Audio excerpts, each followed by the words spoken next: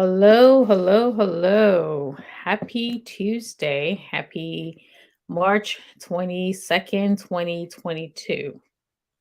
Hi, THLers. How are you all doing today? Happy spring too. Happy spring, happy spring, happy spring. It doesn't feel like spring where I am right now. It may it's a little bit springish, kind of 60 degrees, supposed to be getting warmer later.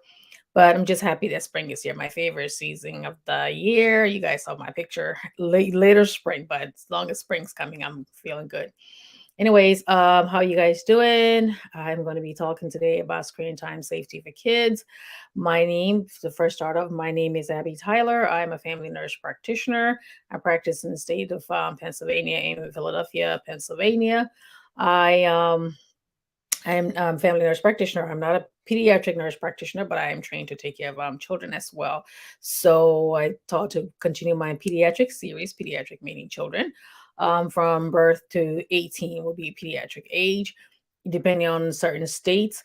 And of course, my quick disclaimer, what I say here is for informational purposes only from my own practice and the guidelines, family practice guidelines, and American Academy of Pediatrics. So please do not make any changes to your children's regimen without not speaking to their personal pediatrician and provider. Last time I spoke, and they're saying, "What do you mean by see general practitioner?"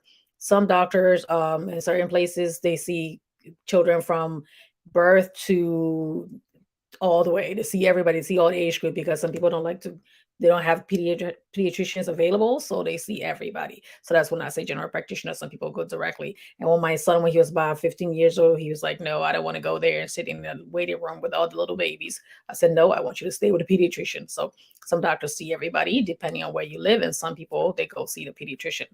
But either way, as long as you're getting the care that you need, that's all that matters.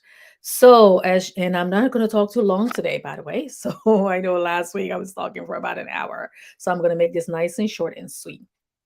So, once again, I'm Abby Tyler, and I am a family nurse practitioner and the host. Thanks for joining me. Okay, so I'm going to be operating my screen here at the same time, too. So, I'm just going to go in here. So, this is my topic. Nope, not that. Sorry. Okay, I'm gonna go here. I move my things around. So let me go in here. Okay, alrighty. Screen time safety for kids. Okay, so again, I'm going to be taking my information from the American Academy of Pediatrics, CDC guidelines, family practice guidelines. Once again, saw this article on Live Well, Very Well Health, and I tweaked it up and fixed it up. So I have to give credit to where I got my information directly from because that means I have to go through a whole paperwork. Okay, so starting off, okay, with everything that's going on, we have TV and iPads and everything that kids looking at the screen. When I say screen, I'm not just talking about just a computer or just a phone. Everything that they have to be exposed to every day. There's so many things to take away their attention, but at the same time, it can be unsafe for them. So I just want to make sure that we bring it to your attention. This is not a reflection on mothers. This is not a reflection on fathers because some kids are raised by their fathers or both parents or caregivers. We've all been there.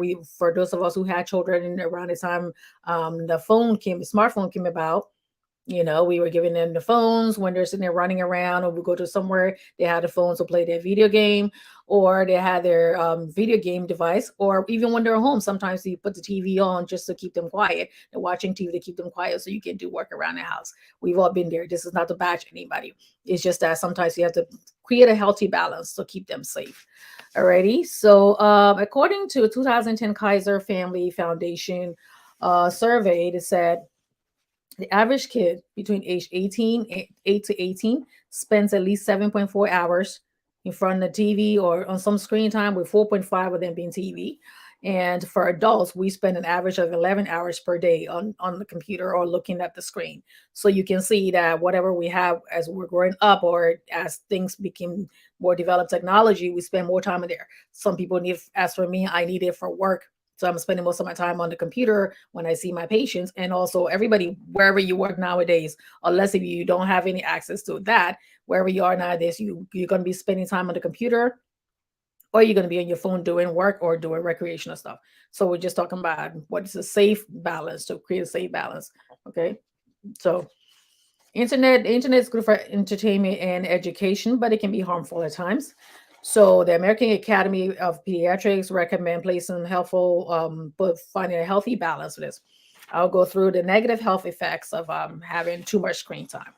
Okay, behavior problems. Elementary school children who watch TV or use the computer more than 2 hours a day are more likely to have emotional, social, and attention problems. Because if they're just spending their time staring at the screen and being so into the screen, chances are more than likely they're not being social with their friends. They're not going out and playing. They don't want to be bothered with anything else. They're paying attention to what's on the screen. So that can cause the problem. Not saying this is like acting, 100% no. You can say my kids are not like that. No, not saying that. Just when you do the survey. Okay. They also have educational problems.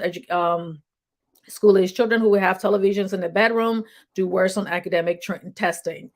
So that one, I mean, that can be debatable as well. But again, when they're watching TV and they're glued into the TV, and when they go to bed at night, they're watching TV, that can also cause problem because they're not really concentrating on schoolwork.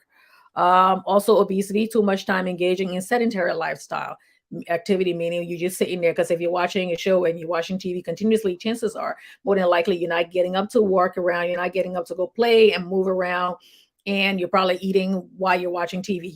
I know when you're watching TV, you're going to be eating while you're there. So that can lead to obesity, such as watching TV, playing video games, can be risky for becoming overweight. Put you at a higher risk of becoming overweight because you're not moving around as much. It's the same thing with adults. If you're not moving around, you're sedentary, you're going to gain the weight. Okay, sleep problems. Although most parents use TV to wind down before bed, screen time can before bedtime can backfire because they're sitting there and they're watching it, and whatever they're internalizing whatever is on TV. The light emitted from the screens, whether the computer or the TV, can also interfere with their sleep cycle. So you want to make sure when they go to bed, they're in deep sleep. And if they're not in deep sleep, that can cause a problem. And it can also lead to insomnia because they'll say, I'm having a problem falling asleep. I'm having a problem staying asleep. All right. Violence, exposure to violent TV shows, movies, music, video games can also cause children to become desensitized to it. That's why I used to try to make sure my kids, when I'm watching things that were violent, and also when I see things on social media, and especially places where it's not safe, where nothing is censored, they just watch it. You watch it over and over. You see the same violent thing over and over, and you see this one and that one. After a while, you don't feel like it's real. So that's not safe for you to be doing that. It's important that you, especially your children who are smaller and learning and their brain is still forming, you want to make sure that is not the case. Like you're watching, you're keeping a close eye on what they're watching. um and they can also imitate what they see. They don't understand the severity of, okay, if I shoot you on TV or I do this on TV, that's just acting. That is not something permanent that could cause permanent harm or death. They don't understand that. So it's important that also when you watch TV, when they're watching TV, that you're sitting down with them and also explaining. Now, I totally understand that it's hard for you to be, you're busy doing work and doing this. You don't have time to sit down and be talking about that. So I understand, but at the same time, you want to guide later. But I'm going to get to the healthy tips later. And when children spend more than 2 hours and with a digital device, they may experience headaches because the eyes like looking directly at the screen. The eye strain, reduced attention span, irritability, poor behavior. These symptoms can affect every aspect of the child's life, including academic performance, social, and also said next screen because the strain. Because most of the time I see little kids and they're looking like this with their head over, looking like that, continuously just looking down. That after a while, that can have a problem with your neck and your upper shoulder and your that can have problem eventually, and that can last for a long period of time. So you want to make sure. I always tell my son too. I'm like, if you always hold your phone up like that, at least because you know your eyes like that, and please don't look at the phone forever. Do something else. And then of course he leaves and goes on the computer. But he's older now, so I don't have to manage him the way I did when he was much younger. Okay. Also for too much screen time to adults, as adults, we don't also see it, but most of the conversations are dangers around the screen time for children. But you also have to remember this. So you also have to recognize what we do too. Sometimes when we're talking to our kids, we're busy looking at the phone, or we're writing this, or we're doing this. For a child, take look at it from a child's perspective. It's like, if I'm talking to my mom, or I'm talking to my dad, or talking to whoever is taking care of me, and they're busy looking at their phone, they can't even take time for 5 minutes away to have a real conversation with me. that child's going to feel like neglected, and that's not always true because you're doing everything for that child. That 1 5 minutes you're looking at the phone shouldn't make them feel neglected. But in as a matter of fact, you want to make sure that is not the case. So if you're talking to them, if they say, dad, mom, can I talk to you?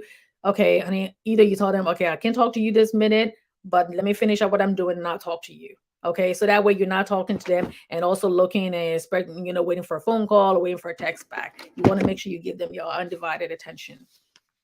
Okay, like I say, even replying to a quick text message can also send a message to your child that, okay, maybe I'm not as important as whoever it is on the phone. You may not think that, they may not be thinking that, but just put yourself in when you're 3, 4, 5 years old. You don't have the know it all to say, okay, I don't, maybe she's doing that because she has to be on there. So just try to sacrifice the time, the 5 or 10 minutes that you can devote to them, and then go ahead and talk, and then get back on the phone if you have to get back on the phone. Okay. Let me go in here. And like I said, I'm not going to make this too long today. Okay. So tips for how parents can decide how much screen time is reasonable. So to tell you, for educate yourself, especially when there's so many different devices, you want to make sure that you know all the parental controls on their phones, on the TV. But for most of us, our kids know more about the TV and the phone and the different controls more than we do. So if you're thinking you're going in there trying to fix something, they already know it long before you. So you just have to trust your child. And especially as your child, if your child is much younger, no, they don't have that ability to do that. So that's when you really want to go in there and put a parental control on there, do everything. And also make sure that when you're watching TV, you know the program rating for the show. Most TV shows, as soon as they come on, they'll tell you what it is. The mature, explicit, family, general. You want to make sure, and even sometimes like certain things that it says general, it also can have some explicit things in there. So you don't want to be sitting there watching this, or you have your child watching something on your phone and they're going all over the place and they don't, bypassing the controls. So you want to make sure that you teach yourself that, become technologically savvy, so you'll be able to help your kids. Okay. And social media too, when they're on there, making sure that you take away certain sites on the phone. And also, I used to watch the African movie. I remember one time we're watching an African movie, and this is nothing against African movies. There's no rating on there. I don't know if there's rating there now, but there's no rating. And I was at my friend's house, and this came on, and this really graphic scene came on, and I'm like trying to cover my son's face because he was about 3 or 4 at the time.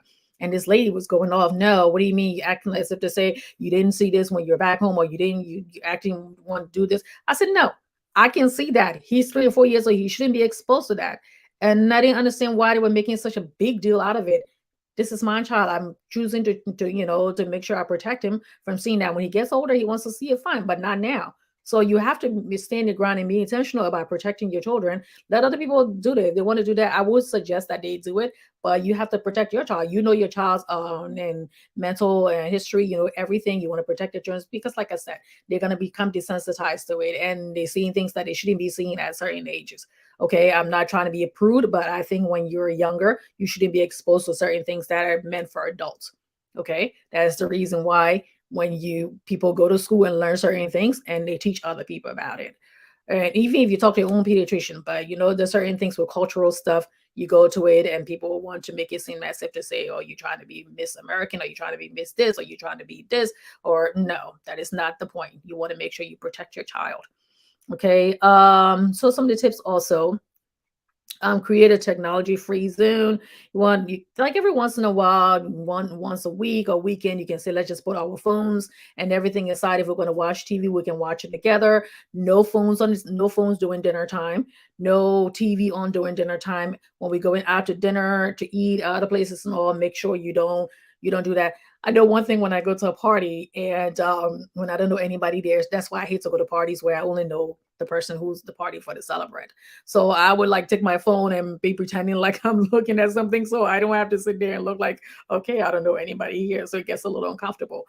And also my kids used to go places, I would give them the phone. What I did, especially when my son was younger and my kids were younger, I gave them their devices, and it was always educational stuff on there. So even if they're looking at the screen, I kind of figure I said, okay, it's something educational, so I don't feel too bad. And when they were on my phone, I always found something educational games, and they looked at it. So, like I said, now they're grown. So, but I try to tell people that making sure that don't sit there and stare at the screen all day. I told you establish technology free zone. Make sure when you explain it to them why you're doing it, make sure it's age appropriate. Don't go telling some 3, 4, 2, 3 year old something long. They don't understand that. Just make it know I'm doing this to keep you safe. Oh, mom, I'm already safe. No, you have to keep you safe. When they're younger, they're not going to argue, but explain it to them. Don't just take it away, because then they're going to think that, oh, yeah, you just being mean to them. All right. Another one that says ask for your child's password. I say when they're young, you set the password. I'm not asking for your password. You're in my house. You're young, especially when you're like less than 10 or 15 or so. I'm asking you for a password. I'm gonna try it every once in a while to make sure you haven't changed it yet. Again, make yourself technologically savvy. So when they do that, you know what they're up to. Ask your password. Make sure you know password to everything. Make sure you know what apps they're on. Make sure you keep a password for everything. Create a healthy balance, allowing them to have some privacy as they get older, maybe like 9, 10, 11, getting some privacy. But at the same time, making sure you tell them that at any time you can go into their phone, at any time you can go into their device and look what they might delete it and all that too. But if you really want to look, you can look. There's history. Even if they delete the history, certain things can be there. And you have to explain to them. I'm not doing this because I want to be nosy, but there's so many people out there right now who so many things going on. We're all on Facebook where every 2 seconds somebody's trying to break into somebody's account, and they're doing that. You wake up in the morning and you want to go open up some message. You find out that person wasn't the one that gave it to you. I mean, they're changing people contents on there. So, and the kids are young, they're younger. They can understand cyberbullying. They can understand people trying to do that. How many times we all haven't fallen for it? I mean, I fell for it like a couple of weeks ago. I thought I was talking to my friend until the person started saying, oh yeah, I'm sending you a package. You want to get that package too? And I said, which package? Oh, your friends have it. Just let me know. And I'm like, oh, okay. This lady doesn't sound like somebody who would be saying stuff like that. Come to find out, it wasn't even her. So it's important. So imagine if I'm this old and I can fall for it. Imagine little kids, they'll give information about their house, they give their addresses, because if the person's raw nice and seem friendly, they're young. They don't have the capability to know the difference. So you want to make sure that you keep them safe by doing all that and blocking things out and monitoring their screening time. Encourage other activities. Let them go outside. Like nowadays it's a little unsafe to just put them outside, but even if it's somewhere where you go to the park once 1 hour a day, or go for a walk, just anything to do. Get some board games.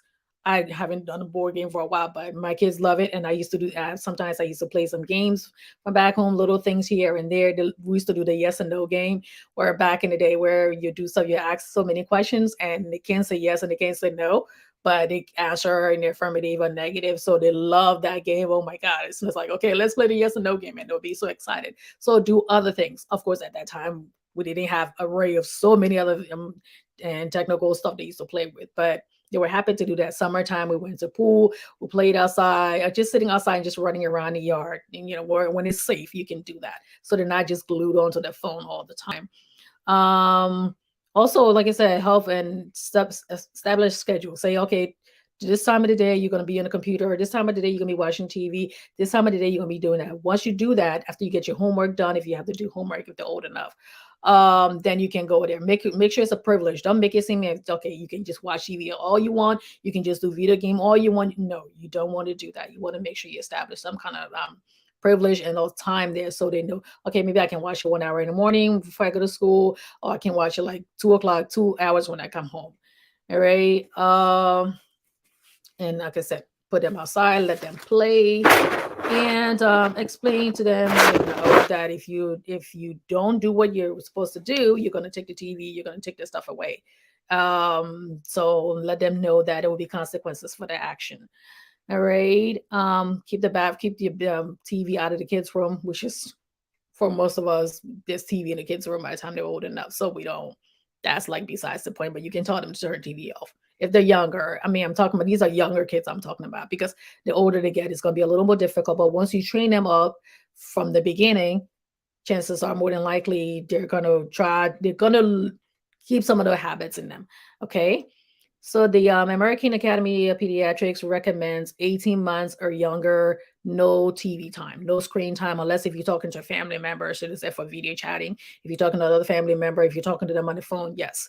All right. 18 to 24, you want to watch 18 to 24 months. You want to watch TV with them, explain what they're seeing, and go over. And then remember if they can be bothering, if there's anything upsetting them, you want to make sure you talk to them about that. Ages 2 to 5, 1 hour, watch it with them. I know it's not all these things I'm saying. I know it's not always possible, but just do the best you can. And for those who are older, 6 years and older, you want to place consistent time limits with respect to other activities.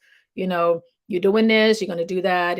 So I remember one time, then way back when Michael Jackson died, and the guy who Dr. Murray, who they were doing, I think, investigation, going, I think we're watching something about him, and then my son had to go to bed, and I was like, okay, I think he must have been about 9 or 10 at the time, and he said. And he starts crying. I'm like, what are you crying for? He goes, oh, I don't want Murray to go to prison. I'm like, who? He's like, I don't want Murray to go to prison. I'm thinking, and so just imagine this like kid who's younger, who should have been thinking of something different. And he's sitting there crying because somebody's going to prison. And I had to explain to him what this man did something bad to Michael Jackson and all. So you don't know what your children are internalizing because you don't think they're really listening because he was playing. I didn't think he was really listening to that. So they're internalizing things. You want to make sure that you to summarize, we know this is hard. This is not something where you'd be like, oh yeah, you don't have small children, or oh yeah, you don't know what I have to deal with. Oh yeah, you don't know all the different things that go on in my life. Sometimes they just need to watch TV so I can do this. I have to study. I have to do this. Trust me, I've been there. I started nursing school way back when my daughter was like 2 years old. So when I got into the clinical part, she was 2 years old. So imagine dealing with that, studying, going to clinical and all that. Yes, I had my husband with me, but still you have to really concentrate because he was working too and I was working at the same time going to school. So it's not easy, but it's important that you do that because it for your kids' sake, and you don't want them growing up and then finding out something went wrong and you say, oh my god, I can't believe this happens and all that, or this happened. So just do the best that you can to keep them safe, and you don't want to have problems with headaches and eye straining and neck pain and all that, because that will go on if they continue. Because an in child, I was born in the year maybe 2000, when everything really became readily available, to now that's all they know. And imagine they also have to do a lot of this in school as well. So it is mandatory in screen time in school, and then when they come home, they have to do homework. So for as much as you can, as they're still as while they're still growing, their brain is still young, try to place some limits on there to keep them safe. Okay, like I said, I wasn't going to talk too long today, and I hope what I've said here today has helped somebody. Uh, Bottom line, be intentional, keep them safe. Is your child, whatever, and also pass this message on to other people too. Is your child or your nieces and nephew, making sure, or family members, talk to their family, their parents about it, because I know some people don't like for you to just talk to their children, and go from there. Okay, so that is my spiel today. I got it under 22 minutes, and I'm just gonna check in here for a second and see, and then I'm gonna move from there. Okay, let me see any questions. Okay, Jackie Jackson. Hello, welcome back.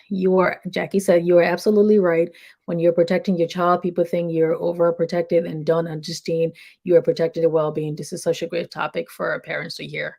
Yes, thank you very much, Jackie. I know the feeling. I'm telling you, I was there that day, and to this day, I still can believe that lady was getting up, getting mad because I decided that I wanted to protect my child. You think you're a prude or you this, whatever. That's the case, you go ahead, you do what you want to do with your children. Don't do anything that's harmful because, you know, but at the same time, I tell my kids, and I had to protect my kids as they got older and they got more responsible with phones and all, even now, but I still get scared because you never know. But when they're that young and much more vulnerable to like crazy people out there and people who want to do them harm, you have to protect them as a parent. Is your responsibility. You can't bring these little people into the world and just say let the world raise them. You want to make sure you protect them for that. Okay, so And I can relate so much to stuff like, oh yeah, trust me. Oh, so it's like almost 25 minutes. So, but thank you all for watching. Thank you, Jackie. And for those of you who will be watching later, I say thank you. For those of you who are watching now, I say thank you. Thank you for your support as always. I am going to do another pediatric series next week. I'm not going to be on Friday because I have an event to go to, but I'll be posting some other things anyways. But I'll bring on another pediatric stuff because I'm trying to do more pediatric information to put health information. But thank you all for joining along. And I just realized I didn't. Okay. Alrighty. So well, thank you all. And my kids now tell me they understand all this. Yeah. Yeah. They don't see it when they're young, when you're trying to tell them certain things, they don't see it. And the ones who grow up to be very good, they'll tell you, you know what, thanks, mom, thanks, dad. You protected me from this, you protected me from that. They don't always say it sometimes, but they would, the attitude would tell you. So yep, yep. And I know you're a great mom. So alrighty. So thank you all for watching, and I will talk to you guys later. Alrighty. Thanks to YouTube people also. Goodbye and God bless. I'll see you guys next week.